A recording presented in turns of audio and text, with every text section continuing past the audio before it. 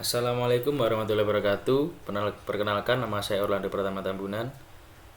Dalam kesempatan kali ini saya akan menjelaskan tentang statistik inferensi tentang uji sampel berpasangan. Uji sampel berpasangan dibedakan menjadi dua, yakni satu populasi yang sama dan yang kedua dua populasi yang berbeda. Nah, satu populasi yang sama di sini misalkan ada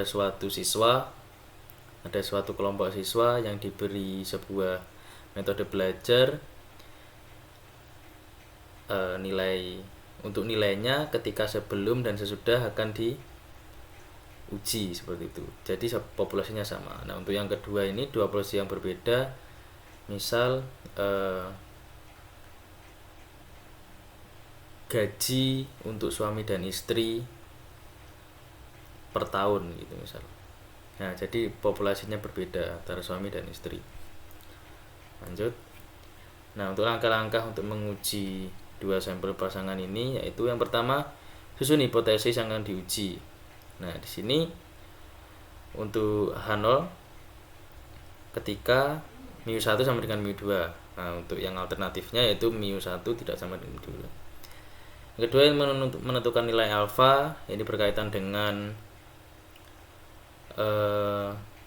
kepercayaan seperti itu kadang, atau rating seperti itu.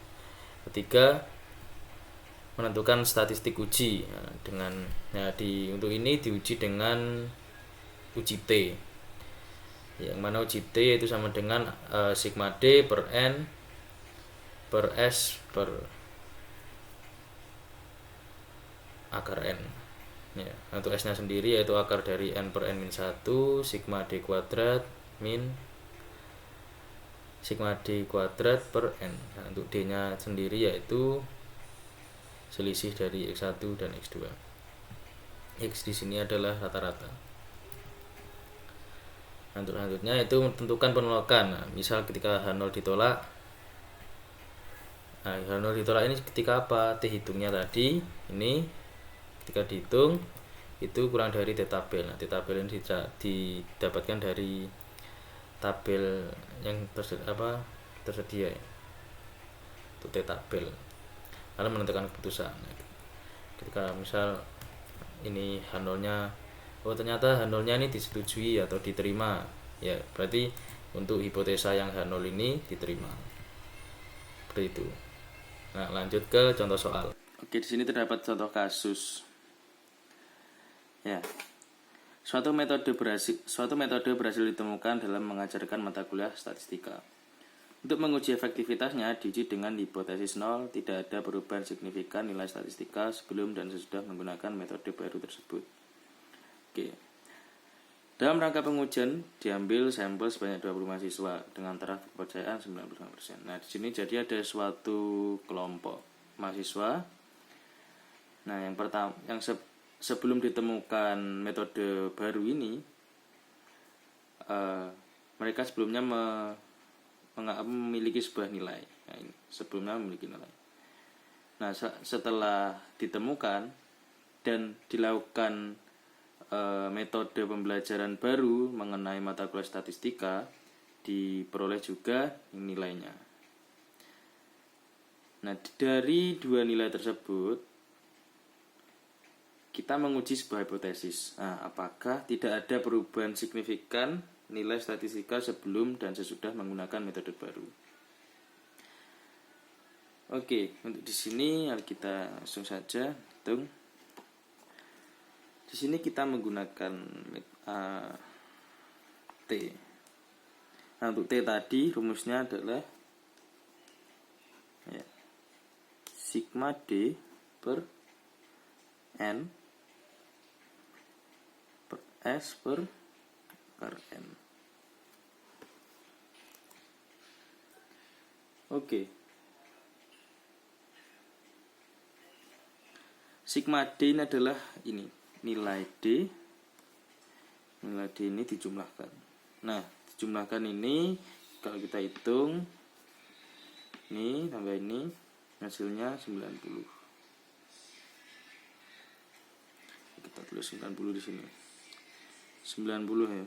Per N nya jumlahnya adalah terdapat 20 mahasiswa.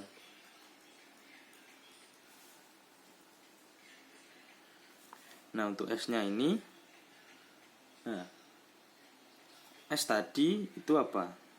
Kita cari S-nya dulu, yaitu akar dari super N min 1 kali sigma D kuadrat min sigma dalam kurung sigma D tutup kurung kuadrat per N. Akarnya nilainya yaitu 1/19 N min 1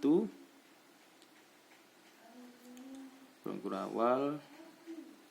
Akar D-nya di sini, nah ini jumlah sekitar atau di jumlah yaitu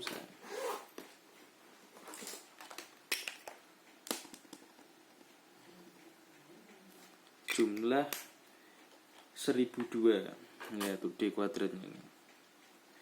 Kita tinggalkan dulu biar agak kering.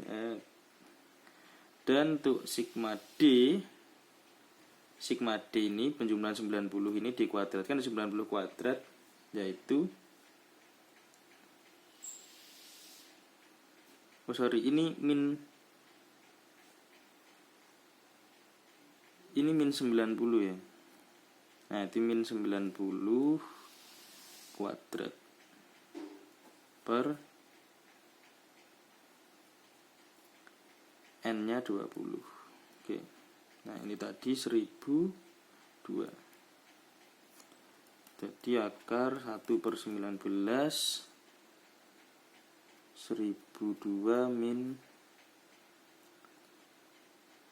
berapa ini? 9. Ya. 1 per 20. Jadi hasilnya terakar ke kalkulator 31,4211 ya. Terus sekitar 5,6054. Nah, jadi ini S-nya. S-nya masuk di sini 5,6054 per akar N, akar 20 berarti. Akar 20. Dengan dicari min 4,50 1,2 534 sekitar min 3,5902. Nah, kita dapatkan nilai T -nya.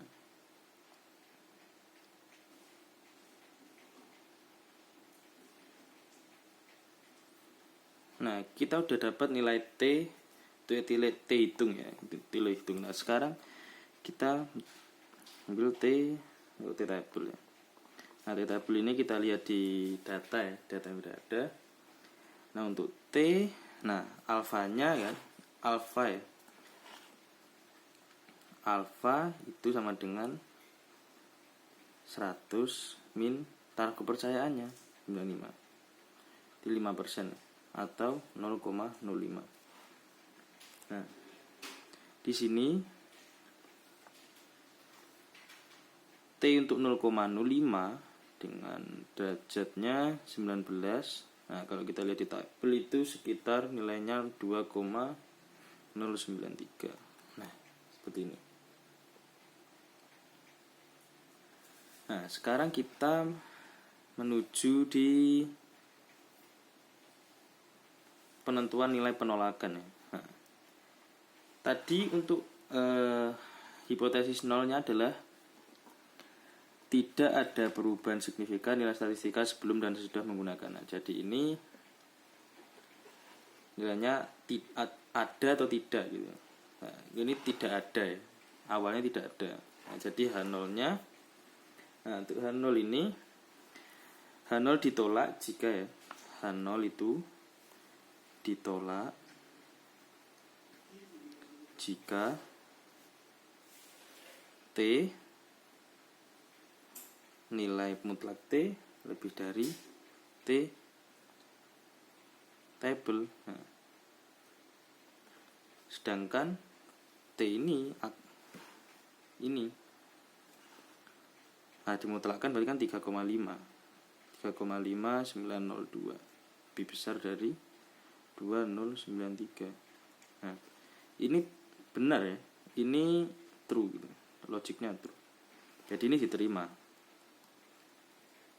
Nah, jika diterima, lalu kita ambil keputusannya yaitu, nah, keputusannya jika diterima, H0 kan diterima. Jadi hipotesis yang ini diterima.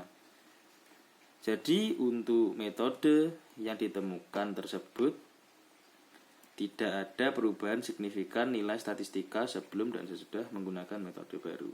Jadi bisa dibilang metode yang ditemukan itu tidak terdapat perubahan nilai yang signifikan. Oke. Itu yang dapat saya sampaikan. Kurang lebihnya mohon maaf. Assalamualaikum warahmatullahi wabarakatuh.